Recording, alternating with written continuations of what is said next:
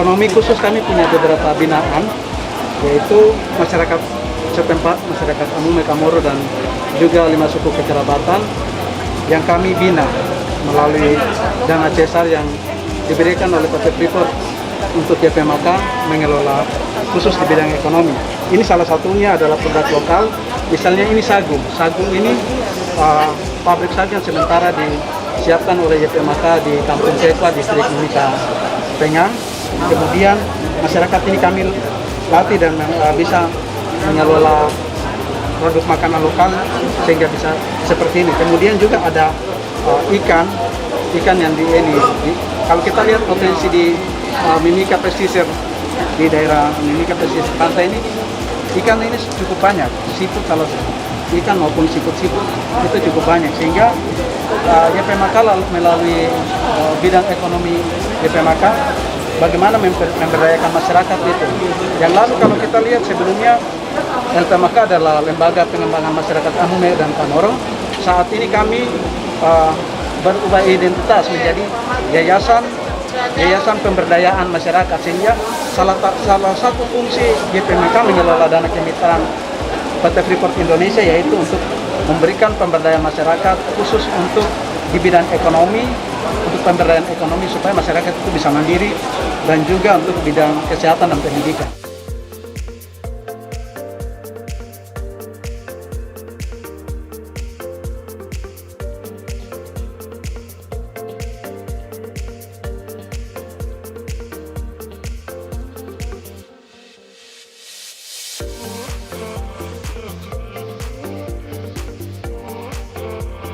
Untuk tahun 2021 ini YPMK lebih memfokus kepada program benar-benar yang memang fokus kepada masyarakat, terutama masyarakat akar rumput ya.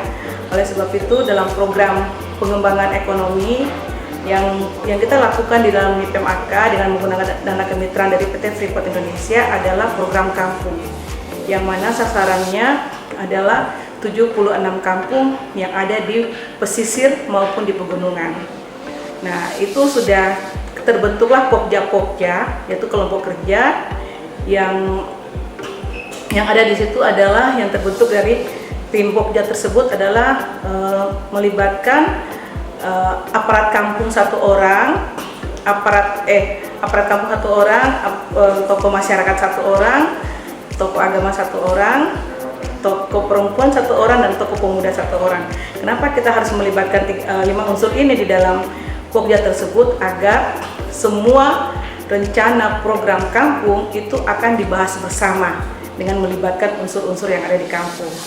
Nah, setelah itu kita akan melakukan penandaran PKS. Setelah terbentuknya pokja, kita akan menandakan PKS dan juga membuka rekening. Nah, ini tujuannya untuk apa? Selama ini kita tahu bahwa program itu diturunkan dari atas ke kampung. Nah, kadang-kadang mengalami hambatan, kendala yang sangat luar biasa. Kami mencoba dengan menyiapkan budget dan mempersilahkan masyarakat untuk menyusun program itu tersendiri, supaya kita akan melihat sejauh mana tingkat kegagalan itu, apakah memang dari program yang disusun awal, yang diserahkan awal dari atas, atau memang antusias masyarakat yang memang kendalanya di sumber daya masyarakatnya atau di programnya. Nah, yang kedua yaitu program kesehatan. Program kesehatan ini memang benar-benar kita buat satu program, yaitu pelayanan masyarakat, yaitu ada Kampung Sehat dan juga ada RSMM. RSMM ini sudah terbentuk dari tahun 2000 yang memang sasarannya adalah melayani masyarakat Amume dan Kamoro dan 7 kerabatan lainnya, 5 kerabatan lainnya. Nah, yang untuk sekarang ada buat kampung sehat, yaitu memang kita melayani masyarakat yang ada di kampung-kampung pelosok dengan bekerja sama dengan dinas kesehatan. Nah, di situ kita sekarang untuk tahun 2021 pelayanan kesehatan masyarakat ini kita lebih cenderung untuk berkolaborasi, di mana daerah yang memang sasarannya sudah dilayani oleh pemerintah daerah dan sudah menyiapkan puskesmas, YPMK akan melayani di daerah yang memang benar-benar belum ada pusat pelayanan kesehatan tersebut. Jadi hal ini kita sudah diskusi dengan pemerintah daerah, dalam hal ini dinas kesehatan, untuk sama-sama kita mengambil bagian di dalam pelayanan masyarakat di kampung-kampung yang pedalaman. Tetap melaksanakan bantuan biaya pendidikan kepada tahun ini adalah 3.119 anak sebagai peserta beasiswa yang dibiayai oleh YPMAK dan tersebar di seluruh daerah di Indonesia, ada di Semarang, ada di Jakarta, ada di Bali, dan ada di Timika, dan juga ada yang di asrama. Jadi sekarang ada asrama SATP. Sekolah Asrama Taruna Papua ini adalah merupakan aset kita yang memang di situ membentuk pengetahuan dasar atau penguatan dasar daripada pribadi anak-anak kita, terutama anak-anak Amume dan Kamoro, untuk bisa menjadi mereka dapat bersaing dengan teman-teman di sekolah lainnya yang memang betul-betul di situ dibina, mendidik mereka supaya mereka mampu dan cepat untuk bisa mendapatkan pengetahuan. Dan juga di situ ada program-program international school yang mana anak-anak itu memang akan dikirim ke luar dan dengan sudah punya kemampuan, dengan punya TOEFL yang nanti luar biasa dalam tes nanti. Terkait dengan perkembangan program pengembangan masyarakat di bidang ekonomi, dari tahun ke tahun memang ada peningkatan, tapi belum ada penerapan sesuai dengan aturan-aturan yang memang harus diterapkan.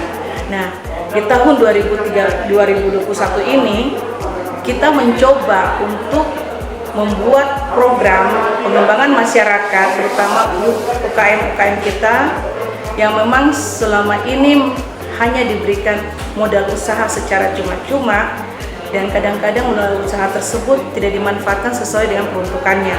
Ya, namun sekarang kita tidak lagi memberikan dengan cuma-cuma, tapi mereka melalui kredit di bank, kredit kur yang di Bank BRI. Oleh sebab itu, kenapa kita harus arahkan mereka ke situ, biar mereka tahu bahwa untuk melakukan usaha itu ada prosesnya, dan untuk menumbuhkan rasa tanggung jawab dan dapat dipercaya dalam mengelola mereka punya usaha. Untuk penerapan program pengembangan ekonomi ini, kita memang sekarang lagi mencoba untuk melakukan pembinaan, pendampingan. Jadi kita sudah bekerja sama dengan PBI Kopin Bandung untuk mendampingi binaan-binaan yang sudah ada dalam melaksanakan usahanya. Nah, yang berikutnya yaitu untuk melihat potensi masyarakat di kampung, kita bekerja sama dengan Pusdik Uncen untuk mensurvei terkait dengan kondisi kampung yang ada. Jadi dari sumber daya manusianya, sumber daya alamnya, dia akan mendata. Nah, dari data tersebut mereka akan merekomendasikan ke YPMAK, ke kita, untuk dalam penerapan program sesuai yang dibutuhkan oleh masyarakat adalah yang bagaimana, sesuai dengan data rekomendasi yang sudah dibuat oleh Pusdik Uncen, agar kita memang benar-benar dalam melaksanakan atau merencanakan program itu sesuai dengan kebutuhan masyarakat di kampung.